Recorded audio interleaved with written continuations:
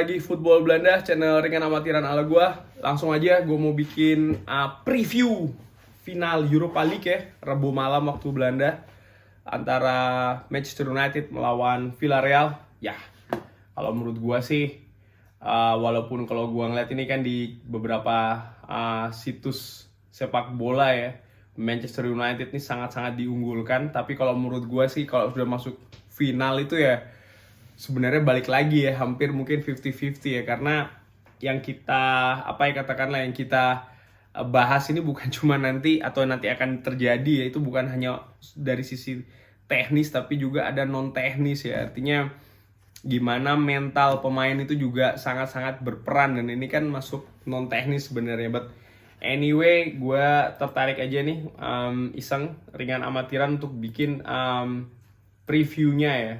Manchester United ya, again ya, bertemu dengan Villarreal ini sudah pernah sebenarnya terjadi ya di Europa Champions League di tahun 2008 dan tahun 2005 ya, dan dari 4 kali pertemuan kesemuanya ini berakhir dengan skor 0-0 ya, dan ini menurut gue cukup unik ya.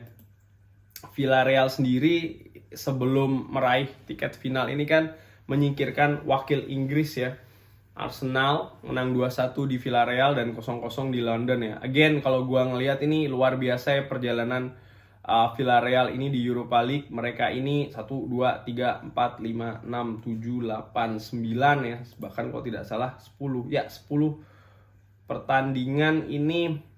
Again, yang menurut catatan gua, yang jelas mereka ini menang terus ya. Dan gua sempat melihat ada 3 pertandingan yang gue lihat waktu Villarreal main di Europa League ini, yaitu home and away melawan Arsenal, dan juga ketika mereka ini menyingkirkan Dinamo Zagreb dengan skor 2-1 ya. Yang gue lihat di situ adalah Villarreal ini sangat berbahaya ya. Mereka ini tampil sporadis, mereka bisa bermain dengan determinasi tinggi, dan satu hal sih yang menurut dari catatan gue itu adalah ketika Villarreal ini melakukan counter attack ya, itu sangat-sangat berbahaya ya. Oh ya, di pertandingan terakhir pun ketika mereka ini melawan Real Madrid ya, kendati pun kalah 2-1, tapi di pertandingan itu ya lagi-lagi gua ngelihat ya, Villarreal ini cukup berbahaya ketika melakukan serangan balik ya, dan pada saat itu sih Madrid menurut gua agak sedikit beruntung, artinya finishing dari Villarreal yang terjadi pada kemarin itu kurang begitu maksimal lah. Itulah yang mungkin mengakibatkan mereka ini tidak bisa menambah gol ya, bahkan akhirnya harus kalah di menit-menit terakhir dari Real Madrid ya. Sedangkan ya Manchester United di 3 pertandingan terakhir, atau katakanlah 4 pertandingan terakhir ini kan meraih 2 kali kalah, sekali seri, terakhir menang ya, walaupun dengan tim lapis kedua menghadapi Wolverhampton. Cuman keuntungan yang terjadi adalah Manchester United pada saat pertandingan terakhir ini menyimpan hampir seluruh pemain terbaiknya, sedangkan Villarreal ini terlepas mereka di 2 pertandingan terakhir ya, menang 4-0 menghadapi Sevilla, lalu setelahnya kalah menghadapi Real Madrid dengan skor 2-1. Pemain yang diturunkan ini masih cenderung pemain tim lapis pertama ya. Jadi dari sisi kebugaran ini Manchester United lebih sedikit mendapat keuntungan lah bisa dibilang ya, karena itu tadi sih keadaan dari Villarreal sendiri yang harus bermain dengan tim lapis utama ya, katakanlah, karena kan mereka sendiri ini, correct me if I'm wrong, masih harus mengamankan tiket ya untuk melaju, untuk tetap bermain di Eropa dari La Liga ya. Jadi ini yang memaksa mereka ini ya di 2 pertandingan terakhir ini harus bermain dengan tim utama, kendati pun mereka ya menurut catatan ini mendapatkan tiket ke Conference League ya. Mereka gagal untuk mengamankan tiket Europa League. Tapi kalau mereka menang besok ini, mereka secara otomatis akan tampil di Champions League ya, dan menurut gue bisa jadi ini akan jadi motivasi ya.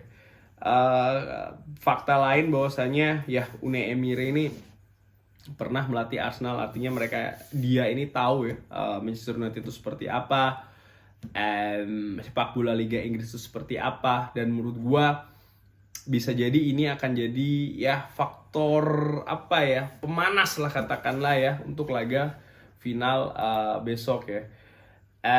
Kalau gua ngelihat ini keadaan tim, siapa-siapa saja yang akan bermain, sepertinya sih dari kubu Manchester United ya gua belum tahu ya, Harry Maguire ini apakah sudah bisa dimainkan atau belum ya, soalnya kan kabar terakhir ini dia belum bisa dimainkan, tapi Harry Maguire sendiri ini dibawa ya beserta rombongan, ikut ke rombongan ke Gedang sih ya.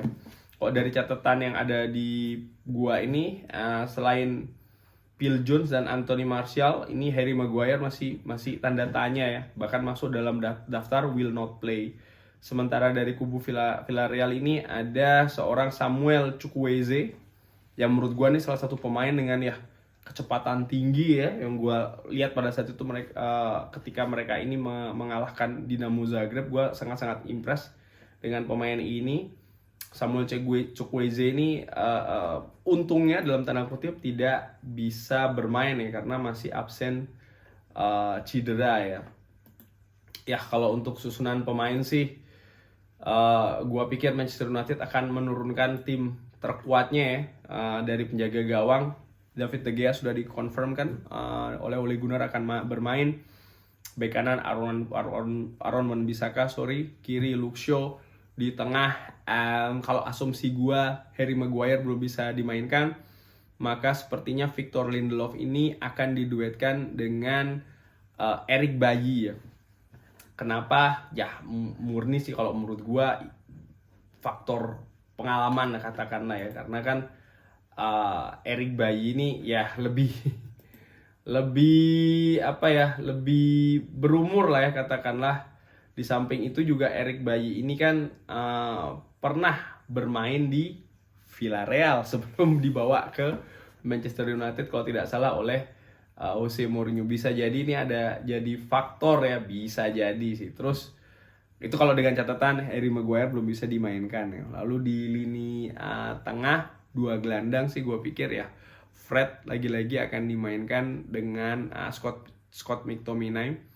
Mudah-mudahan performa dari duet ini membaik ya, karena ya jujur sih ringan amatiran ala gue di 2 pertandingan terakhir duet ini nih ya tidak sebaik ya pertandingan sebelumnya ya, dimana Ole Gunnar harus mengganti Scott McTominay di tengah jalan karena memang tidak jalan ya, skemanya tidak bagus ya, karena mereka tidak bermain dengan bagus ya. Pun juga Fred penampilannya kalau gua ngeliat sih ada penurunan. Mudah-mudahan di final ini setelah diistirahatkan oleh Ole Gunnar selama beberapa hari ini mampu naik lagi ya. Gelandang tengah sih menurut gua akan balik lagi, Bruno Fernandes di belakang striker, di sebelah kiri Paul Pogba, di kanan mungkin gua pikir akan diberikan ke seorang Marcus Rashford ya. Sementara Edinson Cavani akan diberikan striker tunggal di depan ya. Jalannya pertandingan sih gua prediksi dengan amatiran Manchester United akan cenderung menguasai possession, sementara Villarreal akan siap-siap ya menyergap dengan katakanlah dengan serangan balik. Dan menurut gua again ya, serangan balik Villarreal ini sangat-sangat harus diwaspadai oleh kubu Manchester United ya. Sementara Villarreal sendiri ini kan memiliki lini belakang yang menurut gua cukup bagus ya.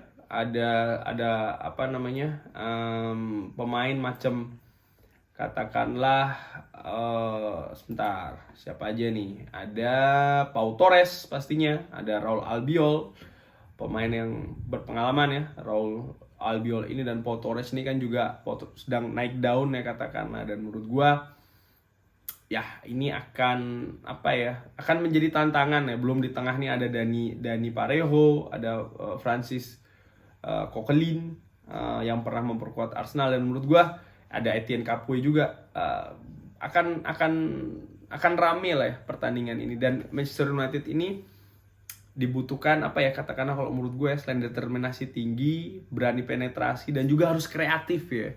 Kalau nanti menghadapi tembok kokoh dari Villarreal ini mungkin ya bagaimanalah cara membongkar ya, mungkin bisa jadi dengan syuting jarak jauh, umpan 1-2 sentuhan, hal-hal seperti itulah harus berani dilakukan oleh Manchester United. Karena apa? Bukan tidak mungkin kalau serangan itu gagal, Villarreal akan ya tadi ya buru sergap melakukan serangan balik, dan mereka ini kan punya Gerard Moreno, Paso Alcacer, dan ya seorang Carlos Bacca ya, striker syarat pengalaman yang sempat mencetak hat-trick ketika menghadapi Sevilla ya, dan ini bisa jadi ya ancaman lah ya bagi Manchester United ya.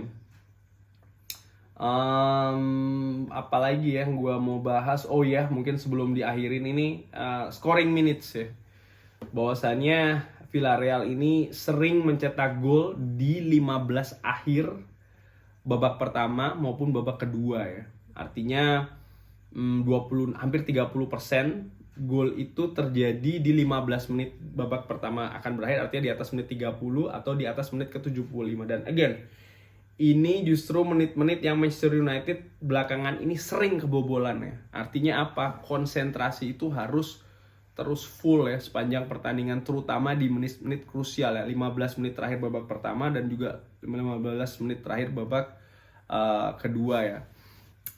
Dan bagi Manchester United sih menurut gua ya bagaimana sih ya harus bermain kreativitas, harus bermain klinikal juga ya. Jadi di depan ini janganlah banyak-banyak membuang-buang peluang ya, seperti ketika kita menghadapi Fulham ya, dimana kita mendominasi tapi tidak mampu untuk mencetak gol ya. Again, balik lagi itu kan secara teknis seperti yang gue bilang di awal, ini babak final sebenarnya 50-50.